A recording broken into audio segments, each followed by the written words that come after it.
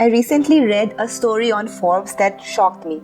It said that there is no middle class in the creator economy. So, if you are a creator, it's highly probable that you'll either be super rich and making tens of thousands of dollars every month, or you'd be so poor you'd barely be able to make ends meet.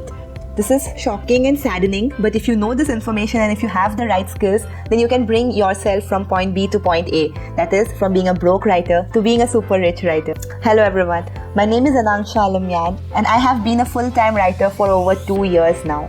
I've been writing online since 2014, and in today's video, I'm going to be analyzing my worst writing mistakes and sharing everything that I have learned in 9 years of online writing. Ready to get started? Let's dive right in.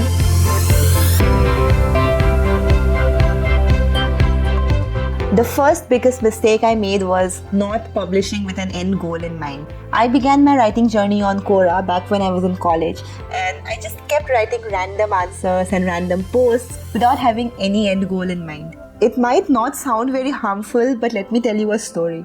Back in 2014, there were many other writers who were also starting out on Quora, and some of them today are millionaire writers. The only reason that helped them succeed was that they were very consistent with their efforts, that's number one. And number two was they had a clear vision of where they wanted to be. So they compiled their popular answers into books, and they compiled their popular answers into longer articles, and they published them in other websites like Entrepreneur Inc., Medium, etc. This helped them build up on the audience that they had on Quora, and it helped them reach bigger heights. Whereas me, on the other hand, I did nothing with my audience on Quora. Even today I have 58k followers on the platform, but it doesn't serve me in any way. If I had been more intentional with my writing back in 2014, I might have been in a different place right now. The second is jumping on new trends. See, as a writer, it might be very tempting for you to pick whatever new trend is in the market and start writing about it, but it can also backfire. I'll give you an example of a writer friend I know.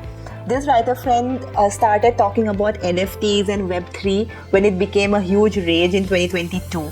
So they shifted their whole focus from writing into just talking about Web3 and NFTs, etc. But in 2023, when AI came into the market, everybody stopped talking about Web3 and NFTs became a thing of yesterday. So this writer suddenly had no niche, and they had to struggle again to find a new niche. So if you keep jumping from niche to niche and jumping from one trend onto the next, you lose credibility with your audience, and you have to struggle harder to establish thought leadership. So don't let that happen to you. Instead, pick a niche, something that you truly are passionate about, and stick with it. Your audience will know what to expect from you, and they'll become your loyal followers.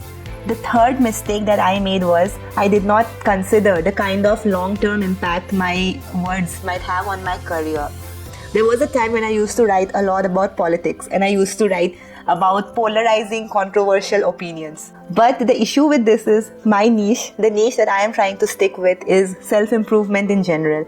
It's not politics, it's not religion, it's not love, relationships, etc.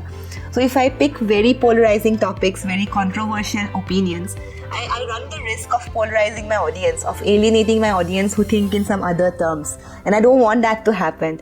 This can lead to serious backlash. It can also lead to rape and death threats, which I have received, and I regret that. I don't regret having opinions, but I regret sharing about them on a public platform. When you are a public figure, when you are an online writer, you have to be very careful about what you write, and that's why it's super important to pick a niche and stick to it. Another mistake that I made was I did not think of establishing myself as a subject matter expert on any particular topic. When I was writing on Quora, I picked whatever topics I wanted to write. So I wrote about life in engineering college, I wrote about life as a woman, I wrote about relationships, about dating, about having friends and making mistakes, etc. There was no broad umbrella that could cover my articles or my answers. And this hampered me in a way that if a client had to approach me for writing for them, there was no particular niche that I was an expert in. So I might have lost out on many potential freelance clients back in my Quora days. Right now, I'm not making the same mistake ever again. I am very particular about what topics I write in, and I just stick to my niche so that I can establish thought leadership in my niche of choice. The last and perhaps the most costly mistake that I made was I did not put myself in the shoes of high-ticket audience. So, high ticket audience is somebody who can pay you well for your writing. This can be either people who want to purchase products from you, people who want to purchase your books, or people who want to hire you for writing for them. If you have a clear idea of who your target audience is, then you can better write articles that help them, that make them want to work with you. For this, you need to have a proper vision and clarity of thought regarding who your target audience is, what their pain points are, and how you can solve their problems. If you have the knowledge of all these information, then you can serve your target audience better, your target client better, and you can write your articles in such a way that makes them want to send you a message to start working together. I know this was very brief, but I hope this was helpful. These were the biggest mistakes I made in 9 years of my writing career, and I'd love to hear your thoughts on the same. Did you resonate with my words? Did you make a similar mistake? Please let me know in the comments. Don't forget to subscribe to my channel for more future content like this. I'll see you again with another new video. Until then, stay awesome and keep writing. Cheers!